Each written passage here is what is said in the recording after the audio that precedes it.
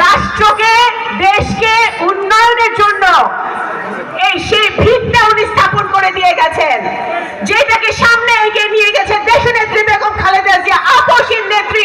স্বৈরাচারের বিরুদ্ধে আন্দোলন করে উনি বাংলাদেশে গণতন্ত্র ফিরিয়ে এনেছিলেন, যেভাবে শহীদ রাষ্ট্রপতি জিয়াউর রহমান বহুদলীয় গণতন্ত্র ফিরিয়ে এনেছিল। সেই ধারাবাহিকতা রক্ষা করে চলেছে আমাদের ভারপ্রাপ্ত চেয়ারম্যান জনাব তারেক রহমান। উনি কি বলেছে, আপনাদের সবার প্রতি কিন্তু একটাই বার্তা তারেক রহমান সাহেবের, যে জনগণের পাশে থাকতে হবে। আপনারা আমাদের বিএনপি যদি কেউ কোন চাঁদাবাজি কোন দখলবাজির সাথে জড়িত থাকে, উনি স্রেফ বলেছে যে পুলিশে ধরিয়ে দিতে, বলে না